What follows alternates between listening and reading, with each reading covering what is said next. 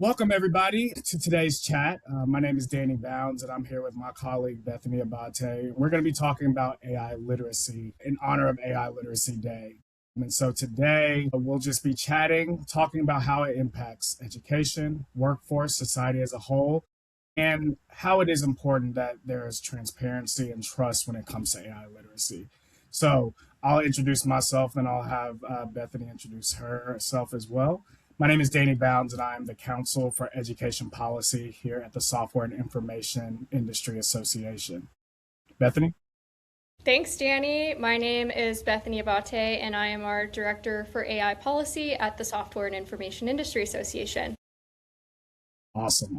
So, what we'll do is just kind of talk about our interest areas. So, if those who are watching, I focus mostly on education. Bethany focuses mostly on AI. So, we thought that it would be a great opportunity to bring our two shops together to discuss AI literacy. So, Bethany, I'll go ahead and let you kick it off, and then we will continue this conversation.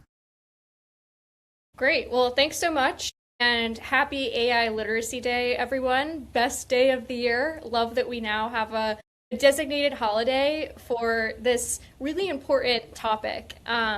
This is something that Danny and I are both really passionate about and we chat about all the time. When I am thinking about AI literacy, I'm thinking about how do we learn about AI so that we feel empowered to understand and engage with the technology and transform that knowledge into really creative power that allows us to solve complex problems that we could never solve before pre-AI and ultimately drive progress. I think a lot of people have on their minds right now of what does that look like and how is AI impacting me? And from a policy standpoint, we're now seeing a lot of momentum and interest in understanding how AI is going to impact the workforce. So I wanted to start off just talking a little bit about my thoughts on that and what we're seeing and what we're hearing in that space. When we think of AI literacy, it's no longer something that is optional. I think in terms of being in a future ready workforce, everyone is going to need to have some baseline understanding of AI. And that doesn't mean being a technical person, being a coder, being a computer person. I think in the past, a barrier for getting more people into technology in general has been this preconceived notion that I don't know math, I don't know science, and I don't have those capabilities. In actuality, AI really unlocks opportunity for everyone and is accessible to everyone regardless of their baseline knowledge about tech. So you don't have to be a techie person to be an AI person. We can all be AI people, and I think that's, again, why I say empowerment is the key associated with AI literacy. Every job of the future is going to require workers to engage with AI in some form or work alongside it.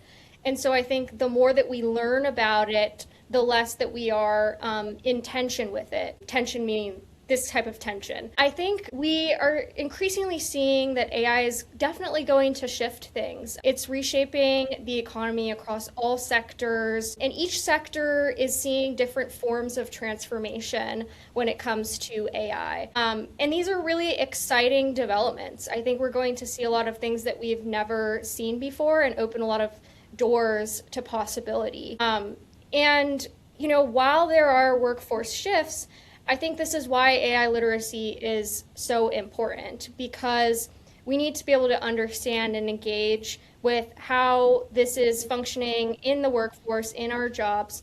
And it's a crucial part of national competitiveness as to why organizations all around the globe and all around the country are really focused on integrating AI and deploying it into various contexts. America has always been a technology leader. And in order to preserve that, we need to continue to educate and bolster our populace in terms of harnessing that in their economic capabilities in their jobs. We're now seeing a lot of policymakers who are thinking about what type of solution can the government do to help facilitate this type of transition. And while there's not one clear answer, there's a realm of tools and possibilities that folks are now experimenting with and thinking about. We saw a couple of weeks ago that Senator Warner and Senator Rounds are starting a new initiative through a piece of legislation, if it were to pass, that would focus on investigating AI and impact, workforce impacts, and then figuring out where do we go from here from a policy standpoint. While there's a lot of numbers and case studies around how these shifts are happening, I think it's also important to step back and understand where are we in this moment and where are we going. And I think that right now is where the policy direction is headed.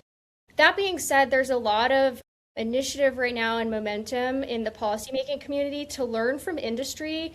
What is industry already doing in a variety of communities and initiatives in terms of working with different elements of the workforce, different communities, education opportunities in terms of educating people about AI and bolstering AI literacy. The importance of public-private partnership is going to be crucial here in this transformation. And so I'm really encouraged to see that policymakers are working with industry folks like us to make that vision a reality. As part of our SIIA federal AI legislative roadmap, we have a specific pillar that focuses on innovation infrastructure. And a big component of that is AI literacy. It is developing the workforce. So we plan to continue supporting legislation and initiatives that make all of this into a longer term reality for us. With that being said, I think a lot of people are thinking about the education realm specifically. Parents, students have all been impacted firsthand with this AI transformation in the past few years. So Danny, I wanted to turn to you to just talk a little bit about how are you seeing AI literacy pan out in the education space? Why is AI literacy so important for especially our youth who are going to be the leaders of tomorrow? What is top of mind for you in that space? Yeah. Thanks so much, Bethany. It's so cool to be a part of the information and tech industry right now because of artificial intelligence. I mean, I feel like when you and I kind of started at SIA, artificial intelligence was pretty new. And your position was brand new. And again, you are now in the workforce of artificial intelligence, understanding brand new concept that you probably heard about in school a little bit. But I know when you and I were probably in elementary school, this was something only in the movies. So it's an exciting time, I believe, in education when it comes to artificial intelligence and specifically the literacy aspect of AI. When we're preparing for the workforce, we first always think of education. And I think that, in America and across the world, education is really kind of that driver into getting us to understand how the world operates and how we can use skills that we learned in school while we were young to become adults in society and contribute whatever passions or dreams that we may have. And so now we are in this era of artificial intelligence really being integrated in school curriculum so that students are prepared and understand how to use it effectively.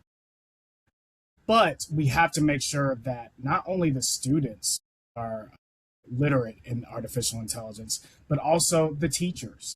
We have teachers from many generations in our education system right now, all across the country, and they are still learning how to understand and utilize artificial intelligence. We also have administrators, and then we have the parents or guardians at home. So, yes, a student can learn a lot about artificial intelligence, but when we talk about education, it really is a whole gamut of individuals in society that contribute to the success of that. And so we have to make sure that everyone a part of the school or a child's education is understanding of what is happening when it comes to AI literacy and what artificial intelligence technologies do. One thing that we have prioritized in SIA first is that back in 2023, we released a set of principles for AI in education. And so that was really one of our first steps to really collaborate with the tech industry, understanding that a lot of our member organizations, as well as just tech organizations worldwide, are starting to use artificial intelligence or have been using artificial intelligence for a while. We have some organizations and companies that we know have been using artificial intelligence since the 90s, right? And so using this technology, we wanted to make sure that now that this is on the forefront of education, that our tech organizations are committing to making sure that all of their technology and tools implemented in schools are able to be understood by their students, parents, teachers, and what may have you. And they have really been focusing on making sure that their artificial intelligence technology is transparent, but also, again, is contributing more to that literacy effort, like we were just discussing. Again, one thing that we have to focus on too is making sure that our technology is transparent. Artificial intelligence right now, it's like a very big Google, right? Back in the day when we typed in, a math problem in Google, Google could maybe lead us to a website. Now artificial intelligence can help generate an answer for us, right? And again, it's not about trying to find the answer per se when it comes to education, but it's also understanding, okay, how can I use the right prompts to understand how to understand some sort of concept of education. For me, like I always say, had I had artificial intelligence when I was learning algebra 1 and algebra 2, maybe I would have got an A in the class, right? Because maybe I could have understood the concepts a little bit more and had something generate an explanation for me so I could understand literally how to get from point A to point B and how X plus C equals C squared or whatever that algebraic equation could be. But again, making sure that when those tools are being utilized, that everyone truly understands it, I think is one of the key components that a lot of states are also focusing on. Like you just mentioned, with a lot of federal legislation and state legislation, we're seeing our federal hone in on artificial intelligence as well as our states. I'll kick it off to the states first, only because I feel like they kind of took the lead when it came to artificial intelligence policies. You do see a lot of states nationwide really embracing artificial intelligence once they got past that initial fear of what it could be. Once they started understanding it, and again, that comes from the companies, legislators, policymakers, whatever the case may be, really explaining the tools and how to use them properly and safely. I think that a lot of states were more on board with implementing artificial intelligence in their schools once they had a better understanding on how to truly implement them and integrate them into their curriculum. And so you saw a lot of state education agencies actually coming up with policies. You saw some states coming up with legislation that really, again, embraced artificial intelligence in the school environment and allowed for students, teachers, parents, guardians, what may have you, to really understand and get a sense of what this technology really can do to enhance their child's education. Federal-wise, our Department of Education also have brought out many different initiatives to really embrace artificial intelligence in the United States. Between the two administrations, artificial intelligence really it's been a topic. It's been one of the biggest things. I feel like at the Biden administration, it kind of came at the end. The Trump administration, they had to kind of kick it off. And so I believe that with that, we've had a lot of embrace from both administrations on bringing artificial intelligence and trying to figure out the best way to integrate it into society. Right now, SIIA is taking part of an artificial intelligence challenge that was brought forth by the Trump administration, where we're actually looking at transparency in AI products, especially in our education technology school tools that are used in schools. And so with that, we're really collaborating with our member organizations and other interested organizations outside of our membership to talk about how can we make sure that these tools are transparent with how they're being used, how their answers are generated. Are they making sure that they are discussing the right types of things and making sure that they are safe for our kids that are interacting with these technologies? So I feel like we could talk so much about it. But I'll say one last thing in education. We are also seeing a little bit of pushback to artificial intelligence technology, and even going a little bit further with just technology in schools in general. And so I believe, again, that is why AI literacy is so important, because it allows for people to understand and not be so fearful of their child interacting with these type of tools, and making sure that the community effectively understands how to use the tools and how to engage with them with their child, so that if there's a homework problem, if there's something that they need to figure out, they have that opportunity to really use the tools without that fear of something bad happening from it.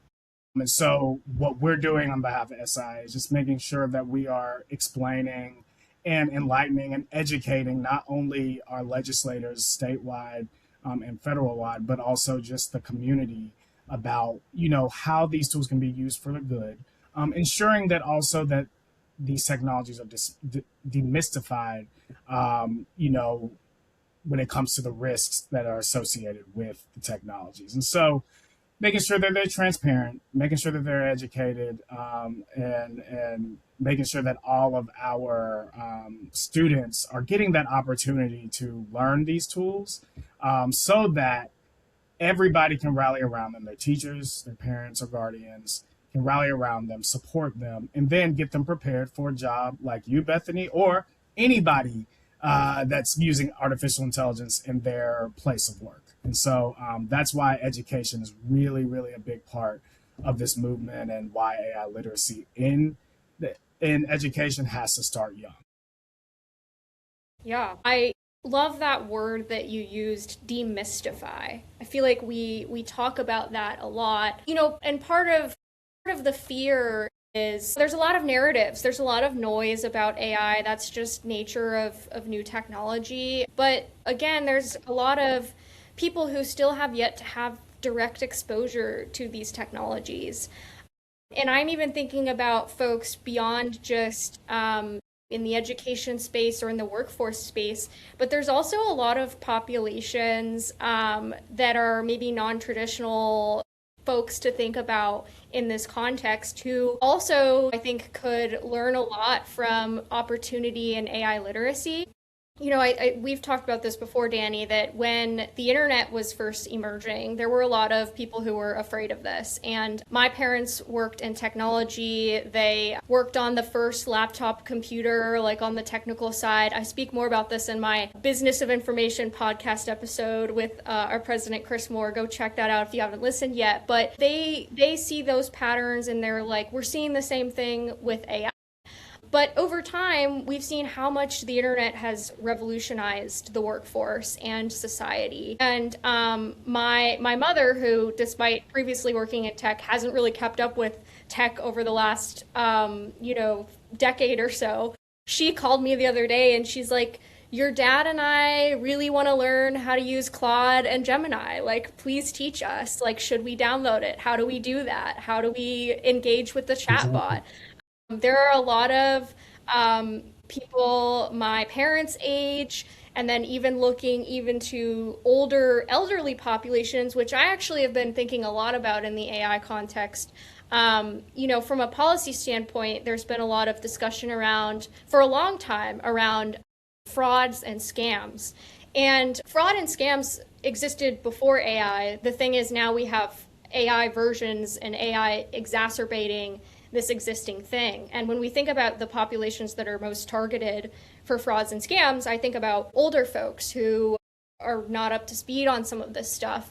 And I was thinking about this morning, preparing for this discussion we were going to have. When I was in high school, we had to do required volunteering. And the volunteering that I did is I went to the senior center and I did this program called Cyber Seniors, where I had seniors, members of the senior center, answer their technology problems. So they would show up with their phone or their laptop, and they're like, I don't know how to do this thing on my phone. I need someone to assist me. And this was such an interesting exercise. I was in high school at the time.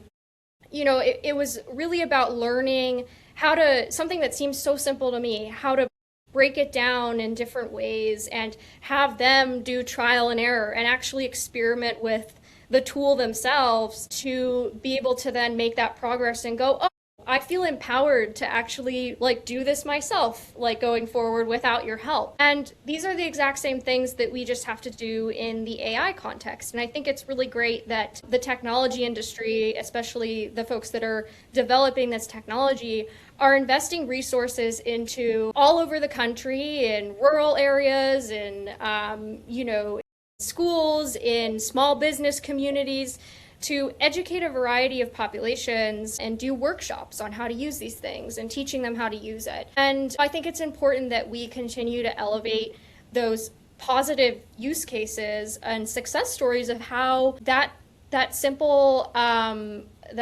pattern of just engaging with the tool, practicing it, overcoming the fear will speak like it will just create milestones, I think, for people individually, but there's a societal element to that as well that I think is really important in terms of demystifying, bringing it back to the word you use that I think is so great. No, I totally agree with that. And it's really trying to create a world where we can coexist, right? We're not talking about uh, what I'm trying to say is that what we need is just a world where like we know that if we understand the tools completely, and again, we might not understand everything. I still don't know how the whole internet works, right? But when I have the opportunity to learn and engage with these tools a little bit more, then it gives me better understanding on how to use it successfully and safely. For example, like you just said, you have, maybe older generations who might be not as technology savvy.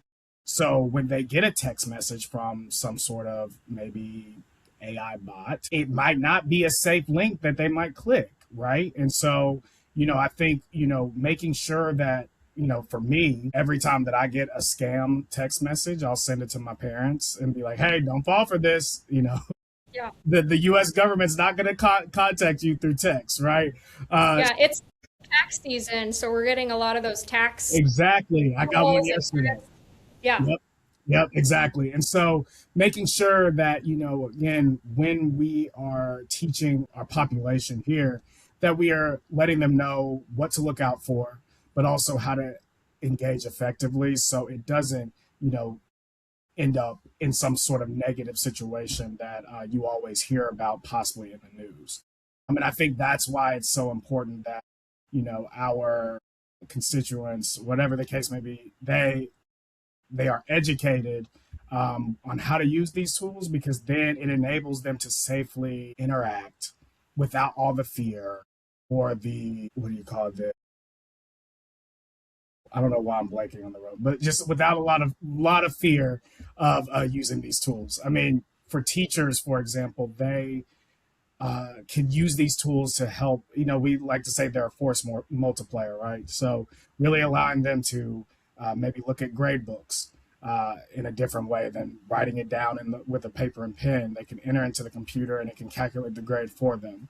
Or, parents can go online and check their students' progress and understand that and how the student is actually learning through different prompts that might be given throughout the technology that they're providing in schools.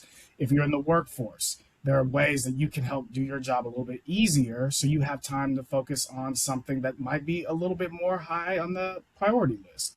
And so we want to make sure again that like I was trying to explain earlier that we are coexisting with this technology and learning it together. And as we come across more information that we're sharing it with others, because I think it would be a disservice if you and I both being a part of a tech trade association, understanding all these tools and not sharing it with the rest of our family members or friends or the rest of the people who we interact with. And so really, really working together to make sure that all of those who want to interact with these tools can, and making sure that it's equitable and accessible to those who want to interact with it, but also that they understand it. So again, we can make sure that they're safe and that they are actually understanding how to really use it in the proper. Yeah. Amen to that. I mean, I think bottom line, it's learning how to work with it rather than work against it. And, the more diversity that we get involved in the AI space, both in terms of knowledge and understanding, but also just using it, talking about it, engaging with it. That's how we make these systems better in order to serve society to, again, solve the complex problems that I mentioned in the beginning. And I think that's why this is a really exciting time. And I think that's why AI literacy is such a special day. I agree. I agree. And my hope is that those who get a chance to watch this, or those who talk to others or know others who are in the field, they get an opportunity to really take a part of some of the many events that are happening nationwide related to AI Literacy Day.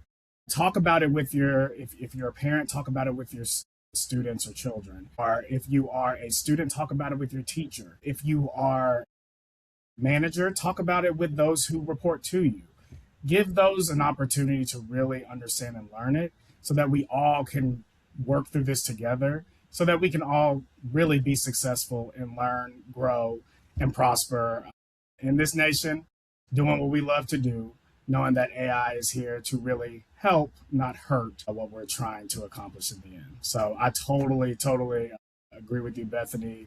And I'm just thankful that we were able to talk about this, because I think you and I could talk about this forever. I think, but I do agree that with efforts like AI Literacy Day, it really does bring it to the forefront and lets people know that, hey, this is out here and we want you to learn it so that you can be better with it and know how to interact with it safely. Yeah. And even though we have a designated AI Literacy Day, that doesn't mean that AI literacy stops after that day. This is something that we are going to continue working on for many days, months, and years to come. As I mentioned, and as Danny mentioned, we're doing a lot of advocacy to hopefully have policy passed that will continue to invest resources into expanding AI literacy across the board. And, again, I'm really thankful that Danny and I were able to hold space to have this conversation today, and encourage you to hold space to have similar conversations with people in your lives and in your communities about AI and AI literacy. Thanks so much, Bethany. And I again want to just thank those who get the opportunity to see this, but also, like Bethany said, go out there, pass today, really get a chance to get in touch with some of those opportunities that teach you on how to truly understand artificial intelligence and how to utilize it in your daily life. But again, I want to thank you, Bethany, for taking out the time today. Glad I got a chance to see you through the camera. And I look forward to celebrating AI Literacy Day with you next year for another talk. So thank those for who have joined us, and we will see you next from the Software Information Industry Association. Thanks so much.